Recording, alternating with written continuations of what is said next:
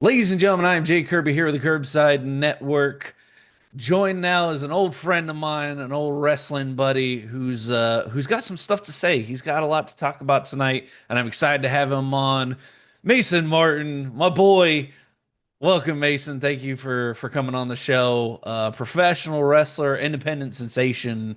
Thanks for coming on. Thanks for reaching out. Yeah, man, thanks for having me. I wouldn't go as far as to say I'm an independent sensation only in my own mind. I don't know if anybody else would inherently agree with that sentiment, but I do appreciate it. Well, Um, yeah, I'm gonna but put yeah, you over. yeah, I do. I do appreciate it. In my own mind, I am a Yeah. roaring sensation, let me tell you. But I don't know if the general public would agree with that, but I do appreciate you putting me over pretty heavy and Yeah. as well as having me on. Absolutely, man. It's a pleasure to have you on the show. But as always, like us on Facebook, follow us on YouTube, on Instagram. We're still going live every Friday on Twitch for Astromore, our D&D and space adventure. So be sure to go to our Twitch channel and check that out. Episode 5 is dropping this week. That was last week's live episode, and then this week will be the live episode of episode 6. So plenty of stuff to watch here on the Curbside Network. And of course, I'm joined here by my furry companion. But plenty here to watch on the Curbside Network. So follow us, follow all our social medias. And of course, I will be including Mason's uh, social medias in the video as well. As always, shout out to our sponsors, Collected Comics and Games here in the Dallas Fort Worth area. They've got, I mean, look at my beautiful collection behind me. Everything here is from Collected. Some of these Funkos, the books up here in the corner, a couple of these Funkos over here, this Superman poster. They've got everything your heart desires if you're a little nerd like I am. So check out Collected Comics and Games. They're two locations in the Dallas Fort Worth area.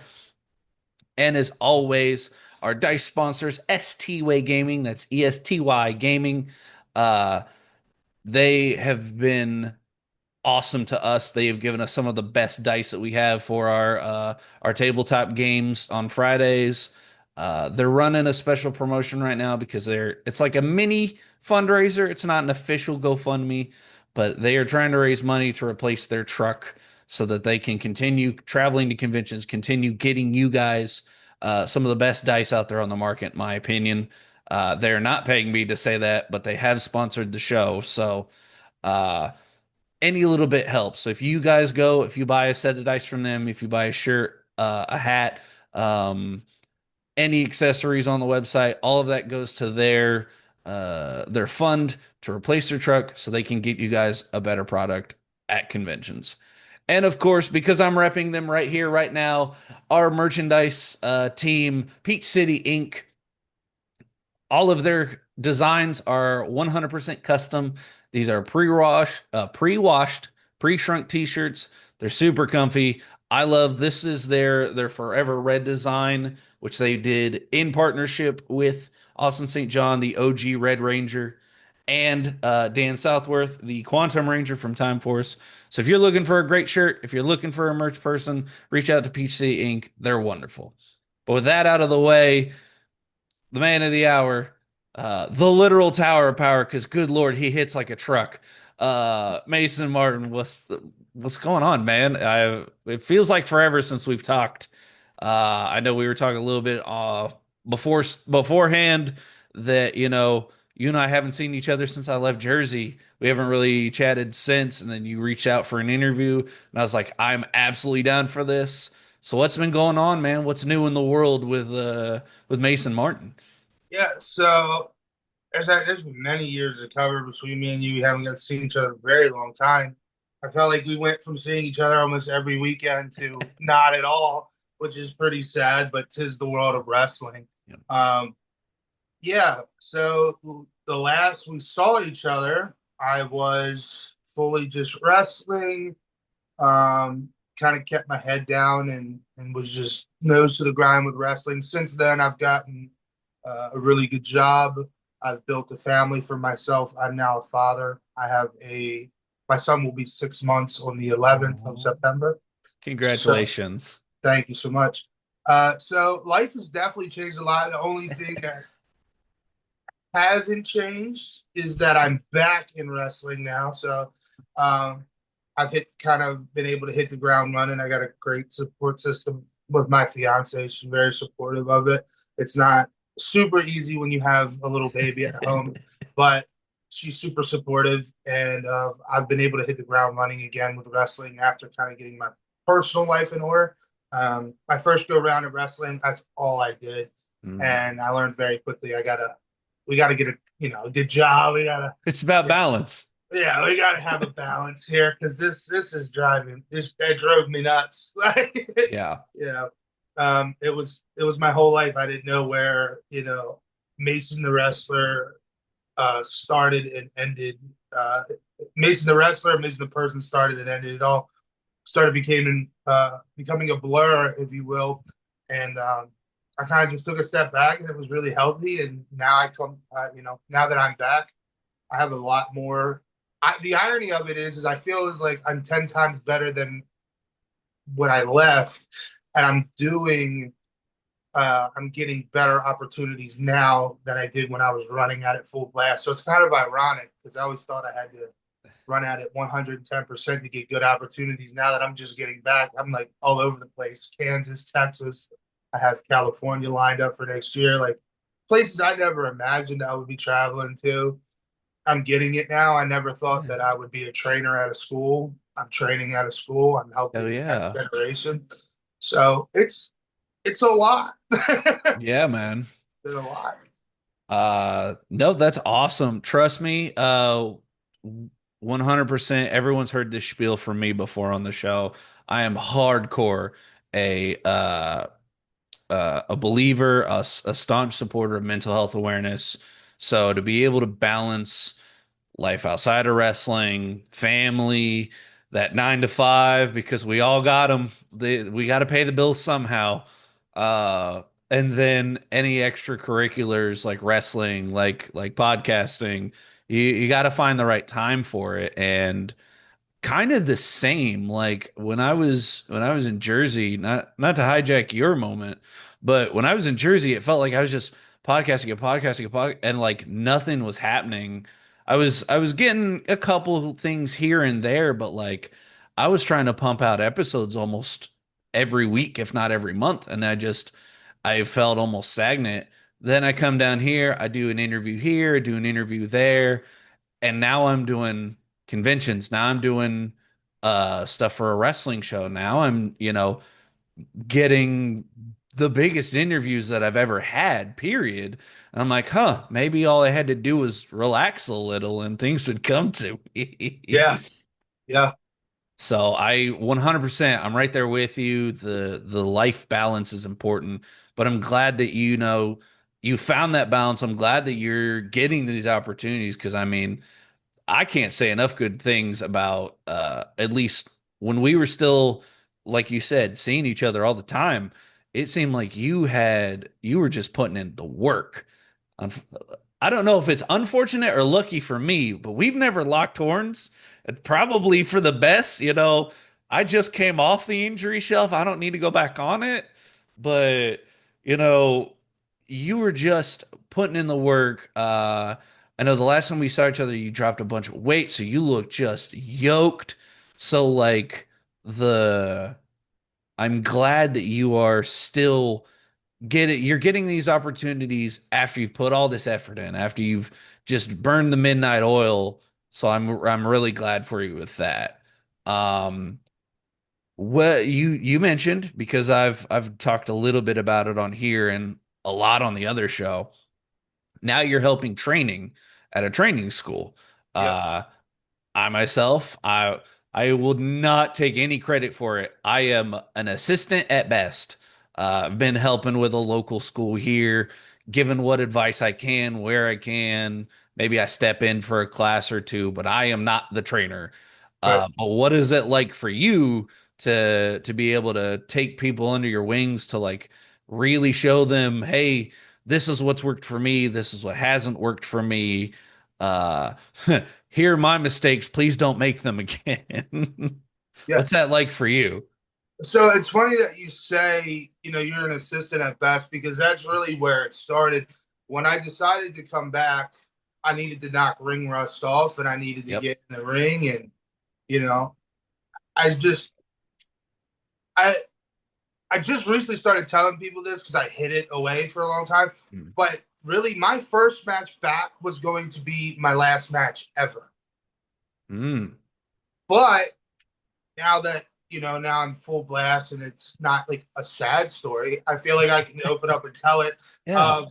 So when I had first came back, I was there purely just to get myself in shape, just enough to do my last hurrah Right. and be done with it. Because for several years I would do maybe 1 to 3 matches a year, just Mm. because as we all equate wrestling to a drug, you have to have it. Yeah. It's Yeah. very much addictive.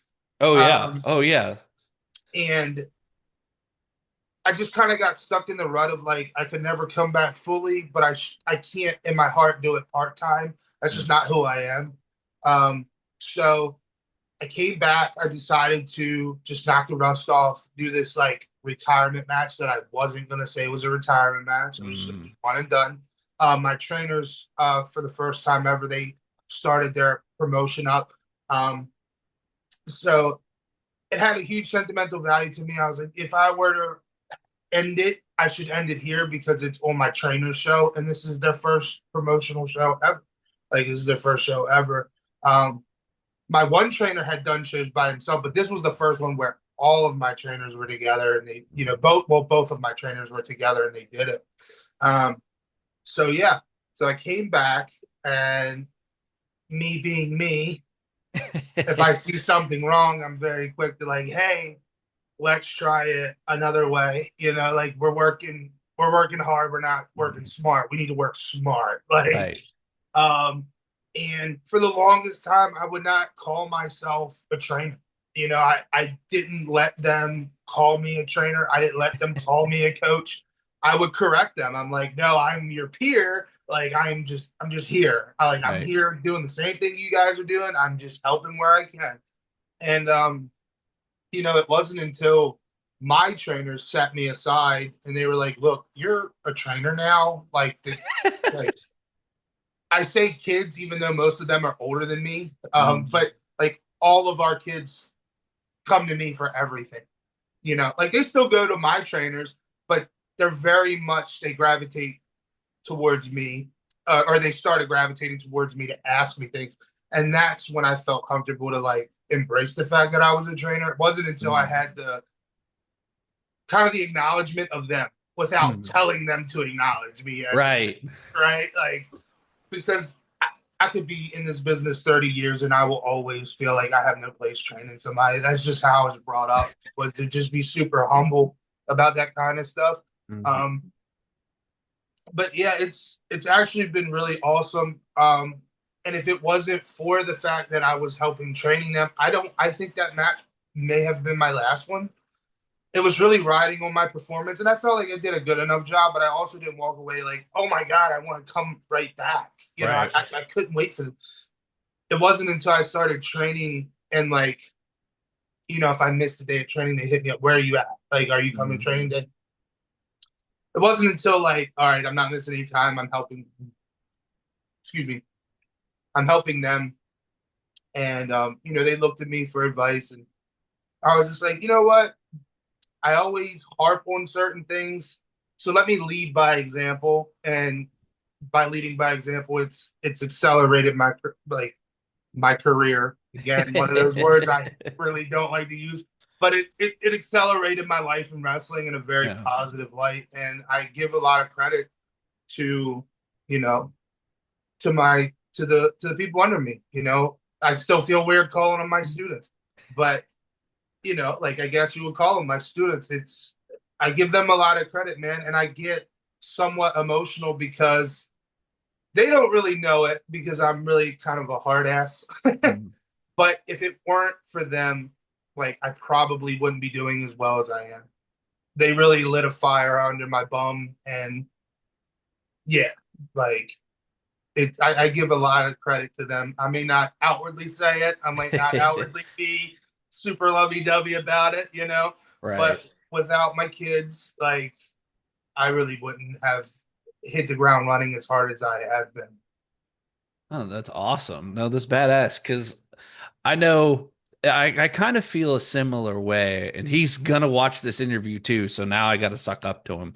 One of my buddies is training at the school, and 100%, I'm not trying to take credit for it. I'm blaming myself for it. I'm the reason that he got into it. He started hanging out with me. He started coming to shows and watching pay-per-views, and he's like, "Nah, I'm gonna do this now." I was like, "Whoops, didn't mean to do that." You Did, don't know what you're getting yourself into, right? pal. Did not egg him on. Did not be like, "Bro, you should start training him." He's just like, "Hey, I want to start training to be a wrestler." I was like, "Uh, okay." And so now, like you said, if it weren't for him, I probably wouldn't be as connected to at least the school side of the company. I help with the company on commentary. I wrestle when I can, things like that, and I'd be doing that regardless. But I wouldn't be as dedicated to the school if it weren't for me and him working towards stuff together, me trying to get him ready. So I 100% get that of like now I've got someone who's got me rededicated. And so I 100% get exactly where you're coming from with that. Um, because I don't think I've asked yet. What is the school you're working for now? What's the name of this company, the training school? Yeah, so the school itself is called the Riot City Compound. It was started by both of my trainers, Matt Wild and Nick Sicken Taylor. Um, and I've actually been training with them since I was 14 years old. I'm 26 now, so I've been with them for 12 years. Wow. Um, it's ironic because I just dwarf both of them. I look like I'm older than them now. But yeah, like I've been with them for 12 years and they've had a school for 12 years up in uh Carroll County, Maryland. And they just now recently started their promotion called Riot Maker Pro Wrestling. And they started that because we've had an influx of students and they wanted to give them a platform to work on. Um, and that's ran out of Kearneysville, West Virginia. I might have just butchered that name. At the Middleway Fire Company down there. Just Google that if you're in West Virginia. It might be near you. I don't know. Um, but yeah, like for 12 years I've trained with them. But they never had their promotion.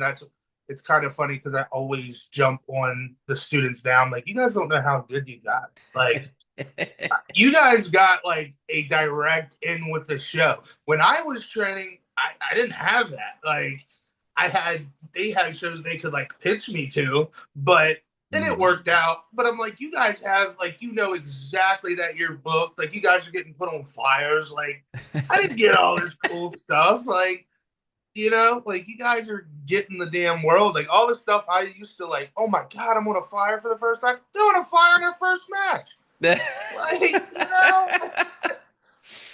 I mean, they work really hard and they work for it. But I'm like, man, all the simple stuff that I thought was the coolest thing ever, they're like, oh, did you see my flyer? And I'm like, Right. get out of here. I don't even have a flyer yet.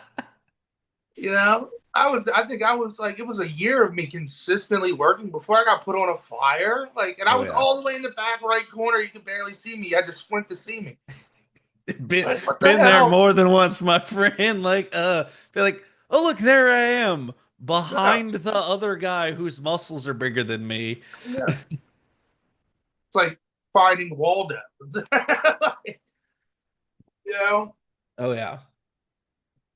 So with you training these kids, with you kind of giving them leadership, where did where did your love of wrestling begin? Like who are some of your inspirations to get into the business? So growing up, I went through like weird phases because I was one of those kids that never got out of wrestling. I think all little boys have a wrestling phase, Oh and yeah. most of them grow out of it. Thank God. Like, again, I wouldn't recommend this life to anybody. It's nuts. But I digress. Um, so when I was super young, like I was a Cena fan. Like Cena was Hogan for my generation, and like the "you can't see me" shit was just like that was life. Like chain gang till I died. Like Yeah. it was my thing. And then as I got older, I started like paying attention to the independent circuit and stuff like that. And then Kevin Steen was a big inspiration because I was like, this guy kind of looks like me, and I Mhm. like that because there's John Cena who's built like GI Joe. I can't really relate to him too well, but Kevin Steen I could relate to. Kevin Owens now, Yeah. um, and then I found Sammy Callahan, who was he was shorter and a littler than Steen was, Mm. but I loved the way that he wrestled. It was very aggressive. It wasn't like anything I had ever seen on like WWE TV, so I thought it was like the coolest thing. That was the same thing with Steen, but like Callahan just had a way about him, and he did the death matches too. So then I fell down the rabbit hole of deathmatch wrestling, and then like Matt Tremont was like the inspiration with that. But my overall inspiration, when I think of like one person that just tied it all together, like throughout the years, Mick Foley. Like, Respect. like when Oh yeah. you mature on from John Cena, but Yeah. like I just feel like I've never, if I had to pick a WWE guy, I can honestly say I've never matured past Mick Foley. I can watch anything he does and just be thoroughly entertained because he's done a wide variety from comedy all the way down to death matches in Japan. Oh yeah. Like Mick Foley's the dude for me. Like I would say if I had to pick one huge inspiration for all of my like little fantasies of wrestling, it would be Mick Foley. No, Foley is 100% like the perfect pick. Man can do it all. I don't it's not hung in here. I literally over the weekend I hung up a bunch of these little shelves you see in the back, Mhm. and I've got one specific shelf in the hallway that is just the three faces of Foley. Oh, that's It's just Dude Love, Cactus Jack, and Mankind on their dope. own little shelf by themselves.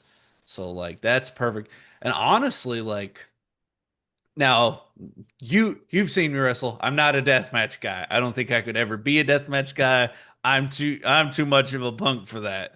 I'm gonna take one chair shot and be like, all right, I'm done. I'm tapping. Yeah, take it home.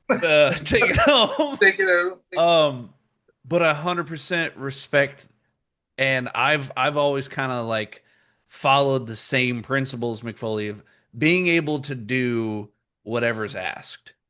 Hey, and I think that's where a lot of my career flourished, is not me being some kind of superstar that like, oh my gosh, we got to get him on the show. We'll be at a loss without him. It's literally just shit. Who can fill this spot? Kirby, can you do this match?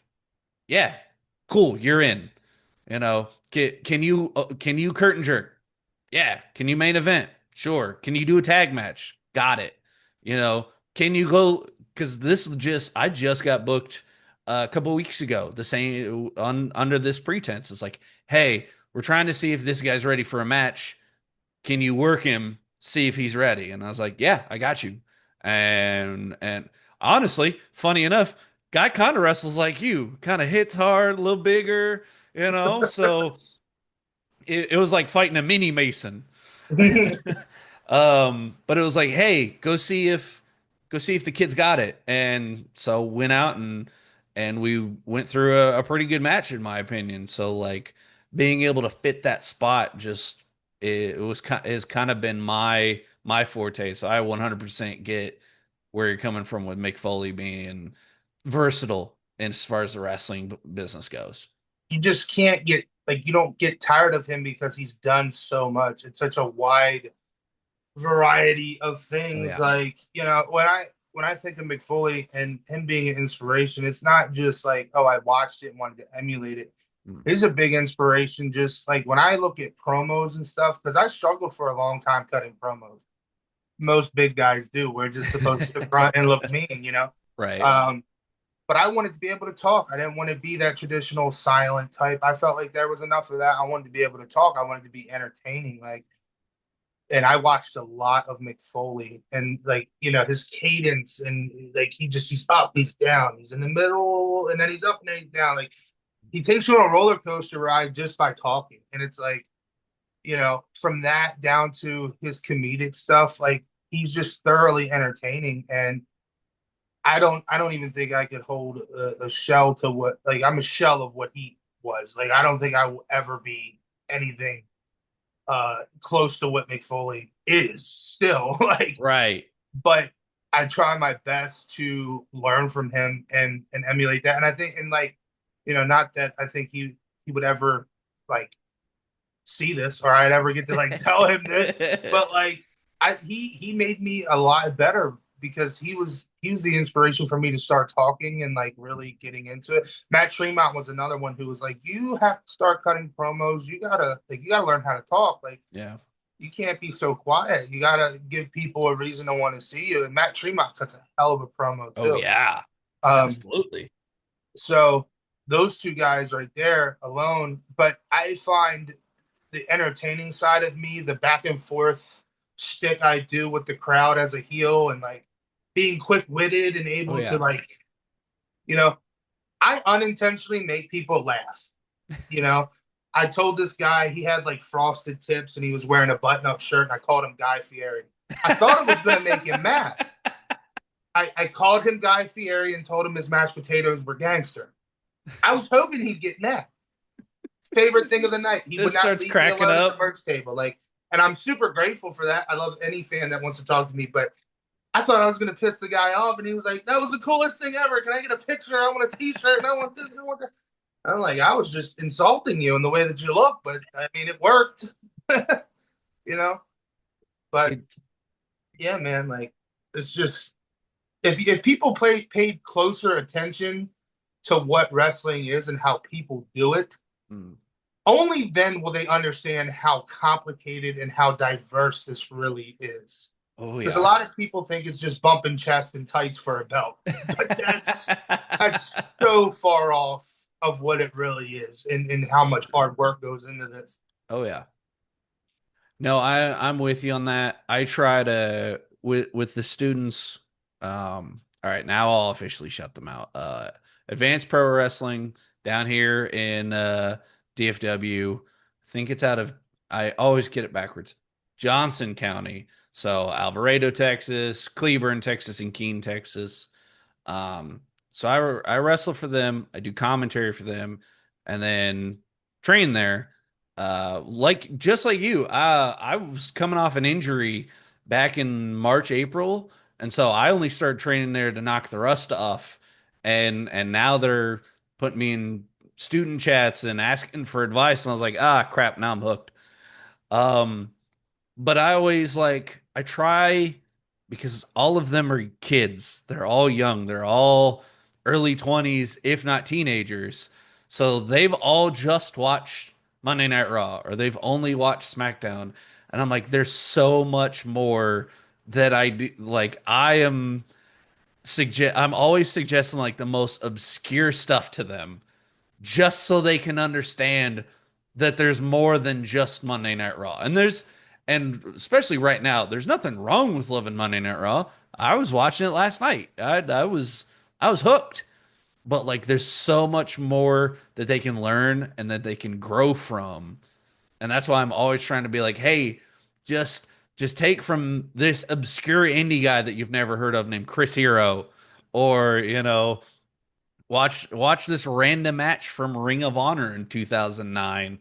You might pick up on something and or I'll even go even further back and I'll be like, "Hey, you guys are a young tag team that's trying to build something. Watch Rock and Roll Express." And then they look at me like, "Who's that?" And I'm just, Gotta brush up on your wrestling history there, kid. See, that's what I'm trying. That's what I'm trying to get. I'm trying to get them to expand. But like you said, it's so much more than like you said. It's so much more than big meaty men. and title belts, there's so much more to it. And so I try to just teach them that. And I try to really grow them outside of just this little bubble of, oh, this is the stuff you see on TV. Yeah, that's a big thing for me. Luckily, most of our students are very like observant of the independent scene, which Mm. makes my job a hell of a lot easier. Um, just because when you start doing this, you start understanding that WWE is a very specific style and it's very Mm. specific to their product because they're on TV. They have all these different rules that we don't have. They Mhm. have all these different camera angles we don't have. We have a hard cam if you're lucky at some places. Then there's some places where they do have the whole shebang, so you should be good with doing TV style matches. But it's very few and far in between where you're going to be asked to emulate the style that WWE operates on because WWE is its own monster. There will never be another WWE. No one will compete with that. Like that is the cream of the crop. And when you watch guys who are on the highest level of this business, it can be overwhelming to want to perform like them because they don't see that they were doing independent shows just 4 years ago. They don't see their style that is now changed to fit the WWE product. Like it's important to be well rounded, right? So you should be paying attention to your mainstream wrestling, your WWE, your AEWs of the world, but you should also be in tune on what does the independent scene look like and what does the independent crowd want. Mm. Because I can tell you now, the top independent crowd does not want what a WWE crowd wants. Two totally different monsters, two totally different worlds. If you you have to know both, and if you don't know both, you're gonna shit your pants when you get either opportunity. Oh yeah. And I would even go as far as to say, at least if you were one of the lucky people to get signed by WWE, they'll prepare you for that. Whereas if you're just like a really good indie guy or you get put on a really good show by happenstance, you have to know what that crowd wants. And if you're not hip to that, they will boo you out of the building because these fans don't care nowadays. They feel they have the power. And in reality, they do because they hold the money. Like, a lot of people say don't let the fans run the show, but there would be no show with no fans because there's no money without fans. Like, so I always encourage my guys to be well rounded. Like, watch your WWEs of the world. Like, watch your main TV programming, but also go out and watch Pro Wrestling Guerrilla. Watch your local independent scene, like because there's so many levels to independent wrestling that's not even funny. Oh yeah. Like it's never ending. You'll be gray and old before you figure it all out. And even then you'll still be questioning, is there more? Oh yeah. Trust me, you can't see it because the headphones are hiding it, but there's some gray hairs in here. Finally graying Uh, up. and I definitely feel old, and I still haven't figured out the secret to pro wrestling. But it's just, and like you said, the fans kind of make it, and the fans like really emphasize on like what's supposed to be popular because on independent scenes, I mean, I came up during like the peak or the arguable peak. We're not going to get into the semantics of that, but the arguable peak of Ring of Honor. So a lot of independent fans wanted to see people wrestle like Ring of Honor. And then that became a whole thing. And that's how we end up with AEW because that trend of this is what the fans want versus what they're getting just kept going and kept building and kept building until they were big enough to be competition. So you got to be, as I always like to say, you got to have a finger on the pulse. You got to have something like hooked into the vein to know what's going on around you. Um, and just like you said, just in DFW alone, there is indie companies that are up here, indie companies that are down here, and companies that flex in between depending on the show. So you got to be versatile. You got to be ready. and and let me preference this. I don't say this to down any company anywhere. But even on the independent scene, you're going to work shows that have 50 people in the crowd, and that's a good draw for that company. Yep. And then you're going to be working, if you're fortunate enough, you're going to work in front of 600-700 people, up to 1,000. I've been lucky enough to work in front of 1,000 people, and I thought that was like I thought there was more than 1,000 people. I was just mesmerized by it. But I've also worked in front of like 15, Hmm. like so. It all varies, and it's important to know where you're at, what you're doing, who you're doing what for, and what's worth it versus what's not worth it, and all that other stuff that comes with it. But the main subject here is like just know what you're doing. Have a background under just have a basic background understanding of what you're doing. Because if you try to be in depth and be an expert on this stuff, you're gonna go nuts. Like it's too much. Like I find myself going nuts at times because I still like to study. I still like to, have a better understanding of stuff. Like now that my trainers are promoting, I'm dabbling my foot in trying to get sponsorships for the shows and like Yep. how does it run? When you bring in a name, how does that work? Like even that is overwhelming. Like Oh yeah. everything in this business is just overwhelming. So take everything very slowly, and one day you'll look back and be like, "Wow, it's been 9 years, and I know a hell of a lot more than when I started." But Oh you yeah. also realize you don't know anything. Oh no, trust me, I get it. I just from transitioning from Jersey down to here to Texas, like I have learned so much in we'll call it like 4 years from 2019 where I thought I was hitting my stride to now where I'm like, okay, now I feel like I could walk into most companies, but then I'll just meet a random person at a show and be like, "Oh, I know nothing. Got it." Let me just humble myself a little bit after that. Um, so to because you jog something in my mind here. Um,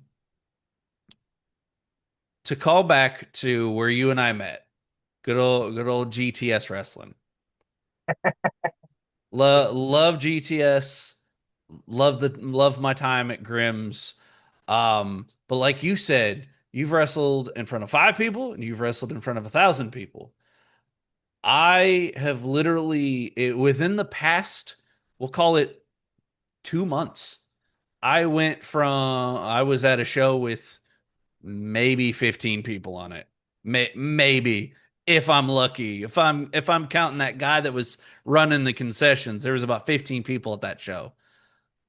To being at the AEW pay-per-view and someone going, "Oh shit, that's Kirby from GTS." Yeah. So like it's so weird the wrestling world and where you can be recognized. What is I because I know it's happened. I know that you were on there enough to be spotted, but what's some of like the craziest places that you've been recognized or uh been someone be like, "Wait, isn't that wrestling guy?"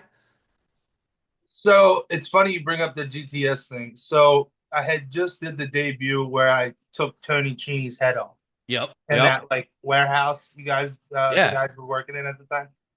And I think maybe 2 weeks after that, I was in Pawtucket, Rhode Island. I think it Mm. was. It was somewhere I had never been, Yep. not on a personal level, much less professional level. Right. Never been there in my life. And it's kind of funny. We hit a lot of traffic, so I'm getting there, and as I'm lacing my boots, my music is going. All right. So Yep. I'm like, me and the guy had all of 30 seconds. All right, let's beginning, middle, end. Color us out there. Yep. So I'm sitting there, haul ass in the tie boots and everything, and I'm Hmm. like, just totally. Now, mind you, I am greener than goose shit. Okay, Greener than that singlet you were wearing at the time. yeah, green as they come. Okay, like I cannot stress that enough. So, and for people who don't know what green means, it means being brand new and just being very like nervous. Mm. I am beside myself, shaking in my boots that I'm lacing. I'm lacing and shaking at the same time. So I tie them up, I get up, I hit the curtain, and do the whole shtick or whatever.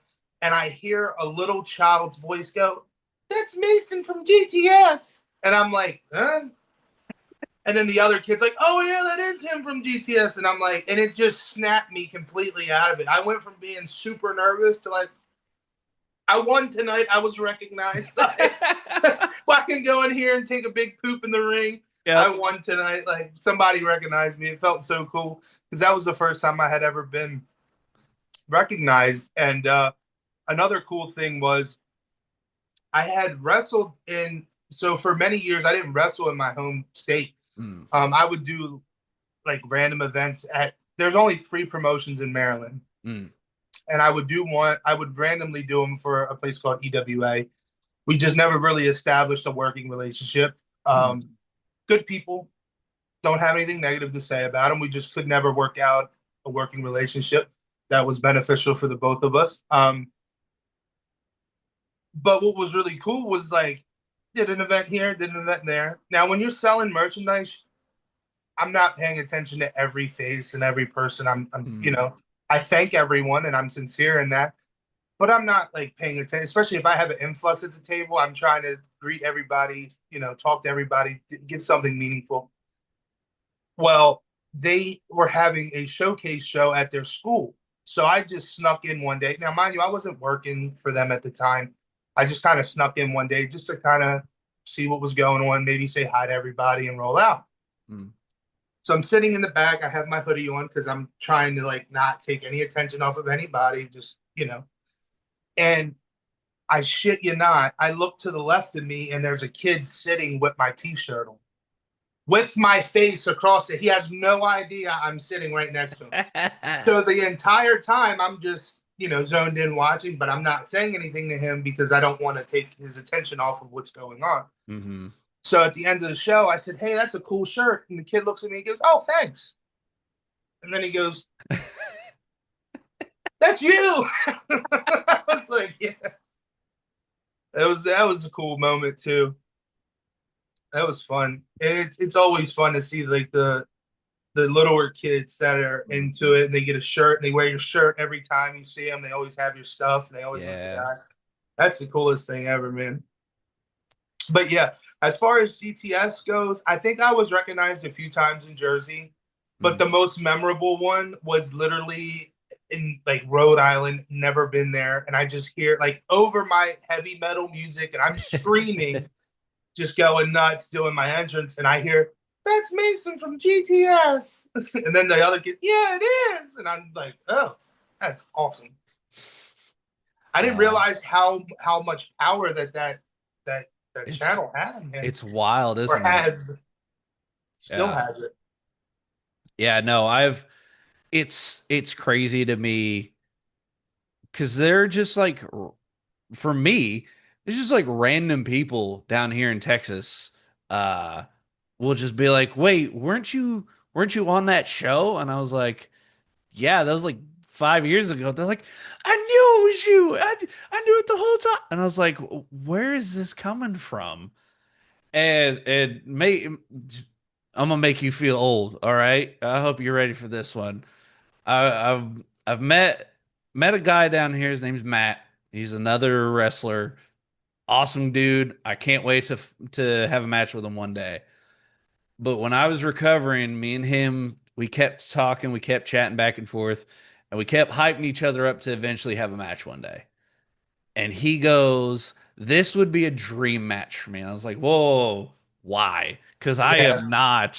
this is And, alarming already. What is yeah, I going was on here? like, I am not any kind of superstar. And he's like, and I quote, "I grew up watching you." Oh, And I was like, oh, A, I'm honored. B, calm the hell down. I'm not that oh, old. Oh, oh man. hit me. I was both so thankful, and I was like, bro, that's really cool. I've never heard that. How old do you think I am? In the same breath, man.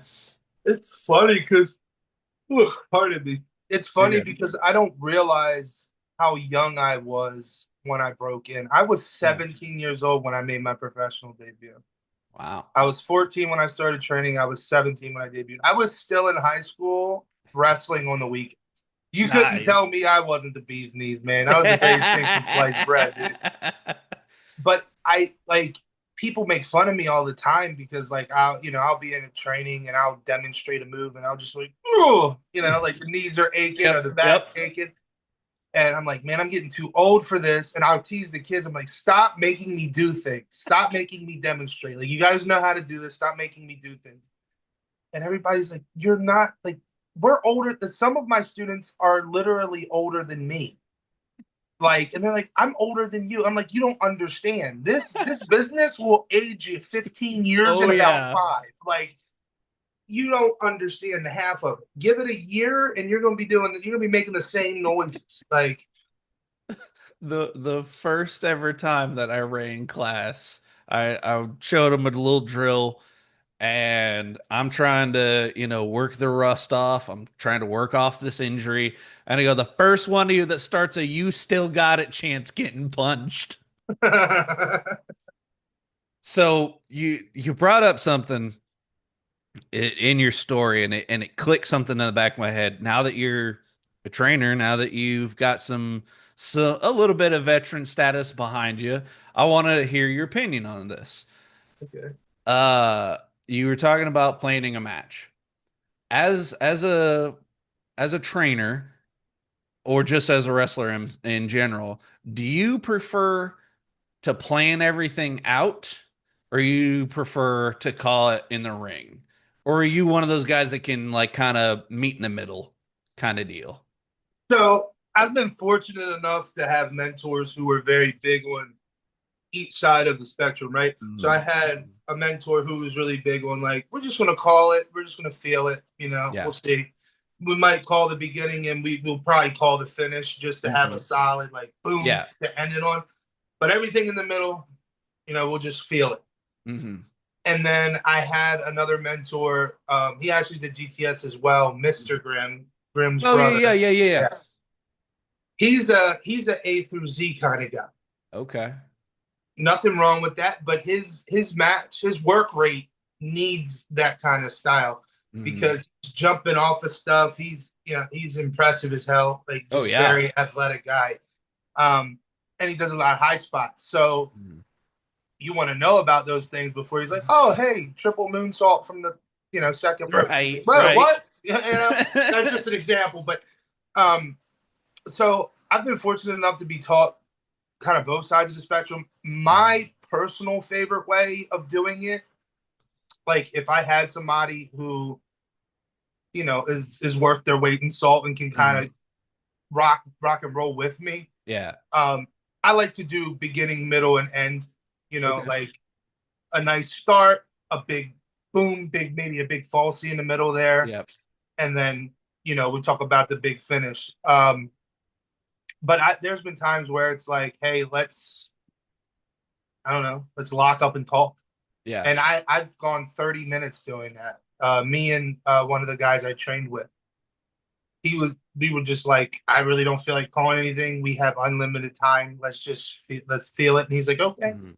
And we went out there and we went 30 minutes bell to bell, Nice. just talking. And that was in front of 25 people, by the way. So we're right back to what we were talking to. Um, but yeah, man. So that would be my personal favorite to go to. I think it gives you enough of a security blanket without restricting you. Um, because I'm just not big on the A through Z because if a crowd's not feeling it, I don't want to have 10 more things we got to get through before we're at our finish. Right. I want enough room to go, all right, well, this crowd is just kind of dead. They're not feeling it anymore. Let's not hurt each other. Let's not, Hmm. you know, chance injury or anything. But I also like it for the reverse reason of, okay, these people are really eating up everything we do. Let's just fill it with random shit Yeah. because we can, and Oh they'll yeah. eat it up. So, No, I'm the same way. I wrestled a guy recently, and we planned the spots, be like, okay, when I do this, I'm gonna hit you with this, or when you go for this, I'm gonna hit that. And that was it. We didn't say, all right, I'm gonna do this here, this there, just like, all right, cool. When I call this, remember this is what's happening. Just kind of like if I feel it out there, Yeah, I might yeah, throw this in there. yeah, Yeah. exactly. Like we had the spots ready so that we knew what was happening, so that no one's gonna you know he was supposed to duck a line and hit me with a Samoan drop instead of him forgetting to duck and getting clocked, stuff like that. But it was very okay. They're feeling it. All right, hit that spot and boom. And so I love a good balance between the two. And I always try to tell the students that there isn't a right answer. There are many occasions I can say this match was planned step by step by step by step, and it's one of the best of all time. And then this one was 100% in the ring, just two guys feeling it out, and it's just as good, if not better. So there's not a right answer. It's what they prefer. Mhm. Uh, I always like to ask that question. Um, Actually, great little segue since we're still talking about suits, we're still talking about opinions. What is something what is a bit of advice, I should say, that you'd love to give to either be your students or just people out there in the ether? Like, what's something you want to share with the world as far as advice goes as a trainer? This is your story and you're the one writing it. Oftentimes I see a lot of guys, and girls, a lot of guys and girls, they're very quick to say, "Oh, I want to debut. I want to do Hmm. this. I want to do that," and they rush. Look, man, like, and I've seen it where one person starts in March and another person starts in August, and the guy in August debuts before the guy in March. Like, Hmm. I can't stress this enough. Take the time to be properly prepared, because once you debut and you people start putting their name on you, Hmm. there's no coming back. And if you're Yeah. prepared, that's a good thing, because now you can go out and do people proud and continue to like live your dream and like really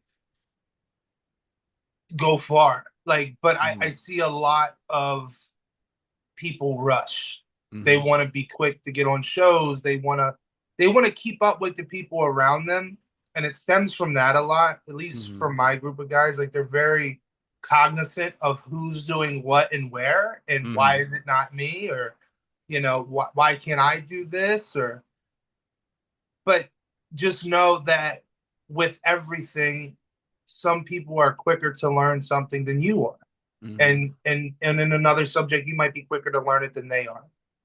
But the biggest thing is it's your story, and you write your own story, so write it at your own pace. Don't try to write your story at someone else's pace, because all it's going to do is blow up in your face. As somebody who was 14 years old when I started training, I didn't have a choice. I couldn't rush. I had at least 3 years before I could do anything. And Hmm. technically it was supposed to be four, but because in West Virginia they don't have a commission, my trainer was like, "Yeah, you're close enough. You Close got two enough. months before you're you got 2 months before you're 18. Close enough. Like, we've made you wait this long. Like, you're more than ready." Hmm. But that's what you want. You want to be told like you're ready. Yeah. A lot of oftentimes I see, when I was being trained or when I was coming up, Yeah. you you didn't ask. You didn't ask. You're just kind of you're told when Hmm. you're ready, right? Now it's a lot of asking, which is, I'm not one of those trainers who's like a tyrant, like, don't ask me questions, like, that's not me. Right.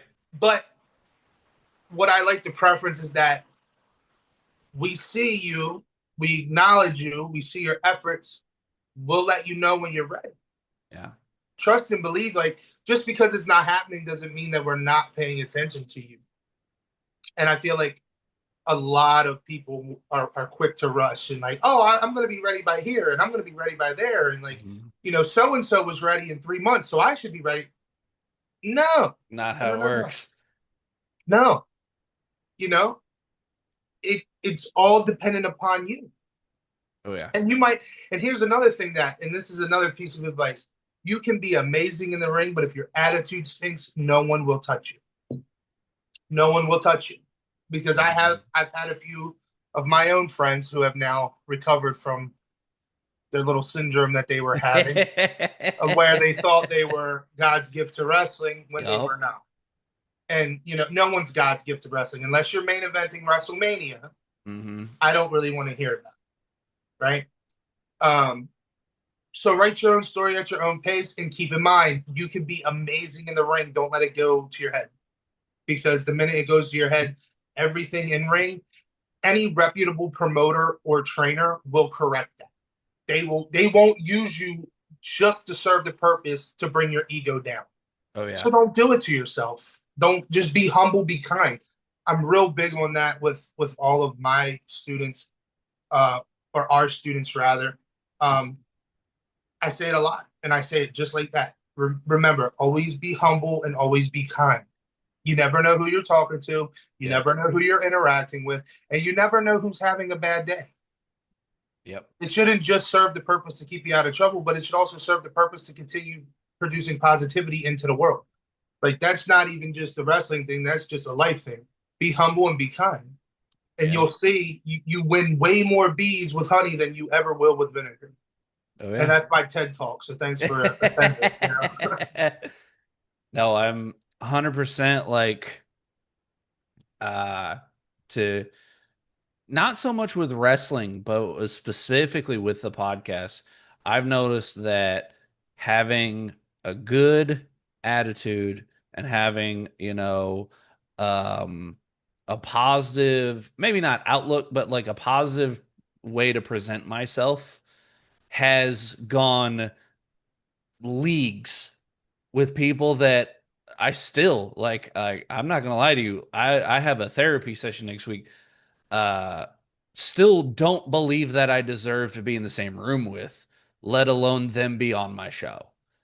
And so the fact that uh, you know, I was really cool with this person and they really enjoyed their one interview with me that was 5 minutes at a convention was able to swing me towards, hey, no, none of that on camera, please. Thank you. We try to keep this at least PG.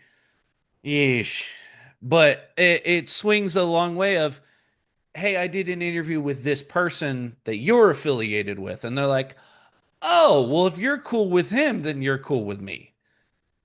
And so it very much in wrestling, in life, it transfers exponentially of positive attitude, positive mindset, um, will get you very far. Um, but as we begin, because I'm keeping an eye on the clock, I'm not trying to keep you here all night.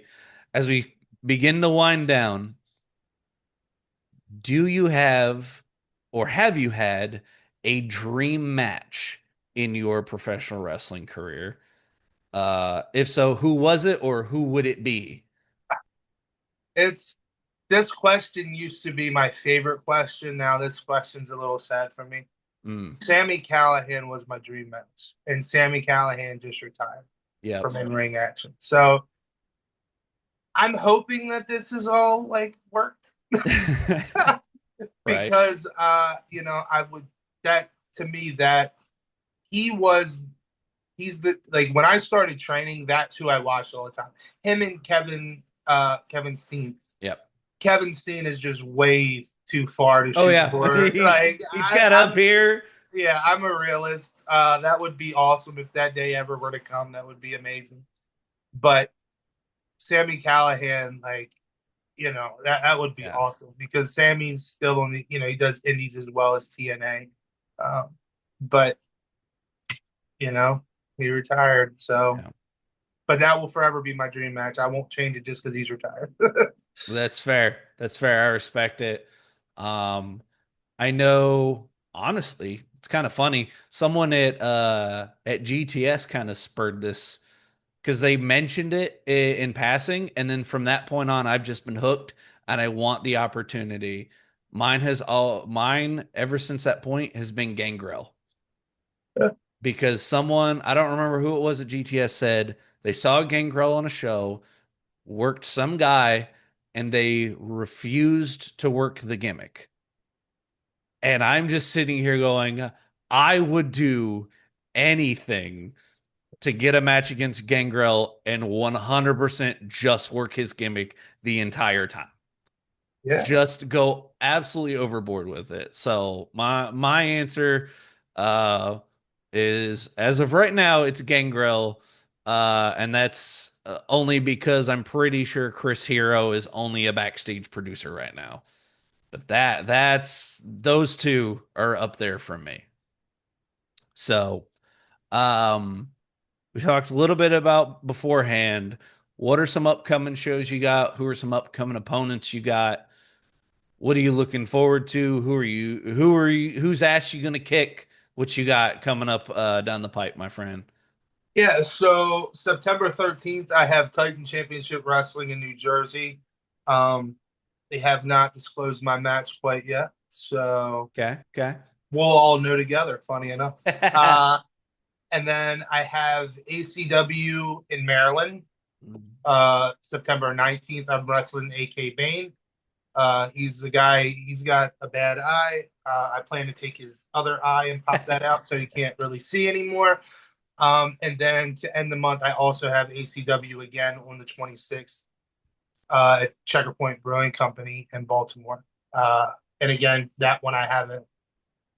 You guys will find out with me. Right. I'm starting to find that I find out when the general public does, which is cool with me. I just wait for the flyer to come out, and hey, that's what I'm doing. Yeah. So I'm I mean, cool with it, but you guys are gonna have to wait with me. I'm starting to get there myself. With APW, I help with their podcast, so they love to wait until the match announcement to see my face. Be like, "Oh, by the way, this is who you're wrestling." I was like, "Oh, cool! Glad someone told me." um, no, but we'll looking forward to it. Always glad to see you out here working. Glad to see you back in the ring. Sounds like you're even far more active than the last time we talked, which is I'm very happy for. It's Um, crazy. It's crazy to I'm think of all the sure. traveling I'm doing. Um, but before we sign off, is there anything you'd like to say to the people out there in the world? Is there anything you'd like to get off your chest? And B, where can everyone find you at?